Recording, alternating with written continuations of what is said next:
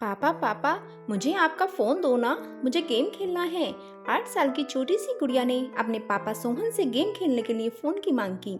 सोहन ने कहा, नहीं बेटा, अभी काम है, मुझे बाद में दूंगा। गुड़िया ने जिद करते हुए कहा, नहीं पापा, दो ना, मैं तुरंत गेम खेल कर दे दूंगी।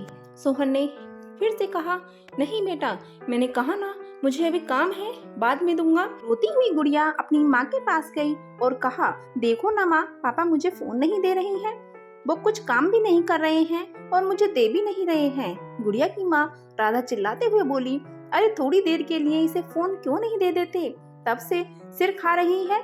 ये आजकल के बच्चे मोबाइल के कीड़े बनकर रह गए हैं।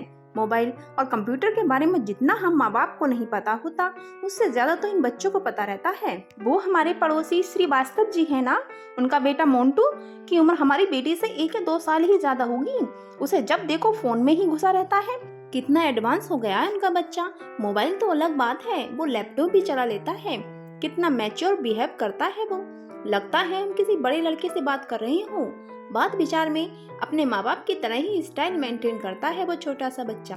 उसके माँ बाप भी तो कितने फ्रैंक रहते हैं, सबके साथ साथ बैठकर टीवी देखना, मूवी देखना सब करते हैं।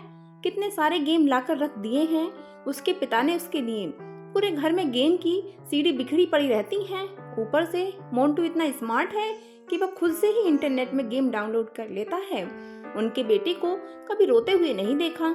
दूसरी तरफ हमारी बेटी को देखो, बात बात पर रोती रहती है, हर समय मोबाइल की रट लगाई रहती है।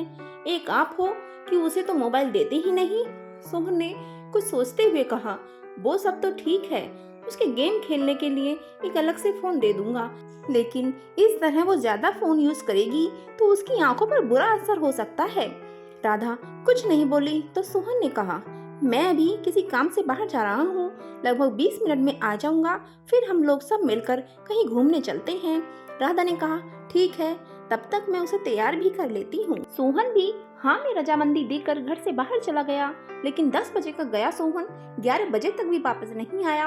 इस बीच राधा ने उसे फोन करने की कोशिश भी की, लेकिन उसका फोन हर वक्त व्यस्त ही बता रहा था। राधा को सोहन की चिंता होने लगी कि आखिर क्या बात है जो अभी तक सोहन आया नहीं। लगातार कोशिश के बाद आखिरकार एक बार सोहन का फोन लग ही गया। फोन लगते ही राधा बोल उठी, क्या हुआ, 20 मिनट का बोल गए थे, 2 घंटे से ऊपर हो गया, तुम्हारा तो कुछ पता ही नहीं है। सोहन ने बताया, आज के घूमने का प्रोग्राम कैंसिल कर दो, आज हम घूमने नहीं जाएंगे, और अगर जाएंगे भी तो शाम को। राधा ने आश्चर्य और चिंता भरे स्वर में पूछा, लेकिन बात क्या है, कहाँ हो तुम? सोहन ने कहा, हॉस्पिटल में हूँ। राधा चीख पड़ी, क्या, हॉस्पिटल में क्या हुआ तुम्हें? सोहन ने कहा, मुझे कुछ नहीं हुआ, मैं ठीक हूँ और मैं तुम्हें अभी कुछ भी नहीं बता सकता, घर आकर सारी बात बताऊंगा। लगभग शाम तक सोहन वापस आया। आते ही राधा ने सवालों की झड़ी लगा दी, तुमने तो कहा था शाम को घूमने चलेंगे, ये टाइम भी निकल गया, अब गुड़िया को कैसे समझाऊं? सुबह से सज धज कर तैयार बैठी है कि कब आएंगे पापा और वह हम सबको साथ घूमने ले जाएंगे। सोहन ने कहा, उसे किसी तरह समझा बुझाकर खिला पिलाकर सुला दो, मुझे तुमसे कुछ जरूरी बात करनी है। राधा ने ऐसा ही किया। रात को सोते समय राधा ने सोहन से पूछा, अब बताओ क्या हुआ, आज दिन भर किस काम से बाहर गए थे? सोहन ने बताया, वो हमारे पड़ोसी श्रीवास्तव जी है ना, उन्हें एक परेशानी आ गई थी, उसी में लग रहा था। मैं आज सुबह जैसे ही घर से निकला था, बाहर देखा पार्किंग एरिया में कुछ लोग झुंड बनाकर खड़े थे।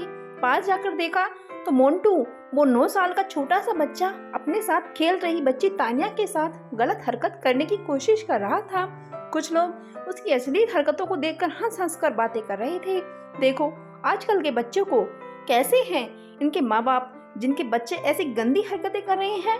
बच्चों को देखते ही समझ में आ जाता है कि कैसी परवरिश दे रहे हैं इनके माँ बाप।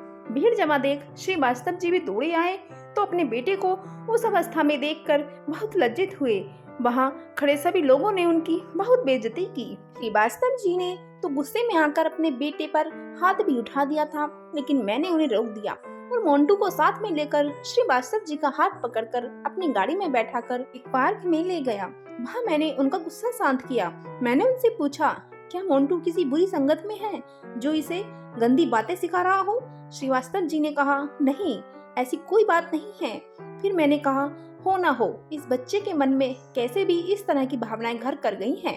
इसे फौरन किसी मनोचिकित्सक के पास लेकर जाना होगा, जो इसकी काउंसलिंग कर पता लगा पाएगा कि इसके मन में ऐसी बातें कहाँ से आईं।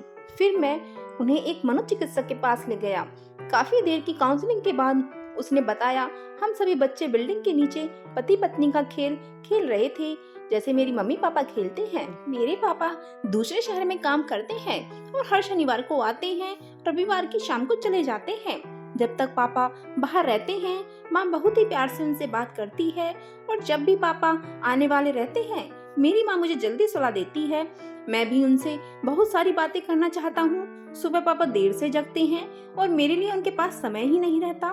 पापा के आने के पहले माँ के कमरे में एक सीडी रखी थी, जिसे मैंने देखा, सोचा ये मेरे गेम की सीडी है और उसे लैपटॉप में डालकर चेक किया।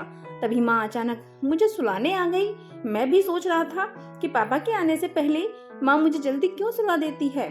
फिर मैंने रात को सिर्फ सोने का बहाना किया और पापा के आते ही सब कुछ छुप कर देखा कि माँ उन्हें प्यार से गले लगाती है और उनके बाद वो कैसे गेम खेलते हैं। मोंटू की यह बात सुनकर मेरे और श्री वास्तव जी के तो पसीने छूट गए। डॉक्टर ने उन्हें कुछ दवाइयाँ भी दी और साथ ही सलाह भी दी कि तुरंत उसका यह माहौल बदल दें। उसके खेलने खिलौने सब फौरन बदल दिए जाएं। उसे माँ बाप का भरपूर समय मिलना चाहिए। उसके सामने कभी भी उस बात की चर्चा ना हो। उन्हें फौरन ये जगह छोड़कर जाना होगा ताकि समय के साथ साथ वह इस वाक्यांश को भूल सके। डॉक्टर ने बताया, हम लोग बच्चों को अपने बीच की बाधा समझते हैं और किसी न किसी तरह उसे फोन, लैपटॉप, इंटरनेट मुहैया कराकर उसे व्यस्त कर देते हैं ताकि हम अपना काम बिना किसी डिस्टरबेंस के कर सके। आजकल बिना सर्च किए हुए भी इंटरनेट पर कुछ अश्लील तस्वीरें और बातें दिख जाते हैं, जो बच्चे के कोमल मन पर बहुत बुरा असर छोड़ते हैं। अब आगे चलकर वो हमारे हाथ से बाहर हो जाते हैं। राधा ये सब सुनकर स्तब्ध रह गई। सोहन ने आगे कहा, जब श्री वास्तव जी ने घर आकर मोंटू के गेम की सीडी चेक की तो उसमें भद्दी वीडियो वाली सीडी भी मिली। इसके साथ ही उसके फोन में कई गलत साइट्स की हिस्ट्री भी थी, और जानती हो, उसने तो बहुत ही अश्लील ड्राइंग भी बनाकर रखा था। ये सब सुनकर राधा कांप उठी। उसने झट से कहा, सुनो जी, हम अपनी बेटी को अलग से मोबाइल नहीं देंगे, और कभी देंगे भी तो अपनी निगरानी में प्रयोग करने को कहेंगे। हम अपनी बेटी के साथ ढेर सारा समय बिताएंगे और हर सही गलत बात के लिए उसका उचित मार्गदर्शन भी करेंगे। सोहन ने भी सहमति से सिर हिला दिया। दोस्तों, अपने बच्चों के साथ प्यार भरा रिश्ता बनाकर उन्हें सही गलत की शिक्षा देनी चाहिए, और सबसे महत्वपूर्ण बात कि उनके साथ ढेर सारा वक्त बिताना चाहिए, क्योंकि माता पिता होना एक बड़ी जिम्मेदारी होती है और परवरिश कोई खेल की बात नहीं होती। क्या आप इस बात से सहमत हैं? कमेंट करके हमें जरूर बताइएगा। धन्यवाद। आपको ये कहानी कैसी लगी नीचे कमेंट्स बॉक्स में हमें जरूर बताइएगा। अगर आपको ये कहानी पसंद आई हो तो अपने दोस्तों के साथ जरूर शेयर करें, और ऐसी ही प्यारी प्यारी कहानी सुनने के लिए हमारे YouTube चैनल से जुड़ें। चैनल को सब्सक्राइब करें, वीडियो को लाइक करें और वीडियो को ज्यादा से ज्यादा शेयर करें। तो मिलते हैं नेक्स्ट कहानी के साथ, तब तक के लिए बाय।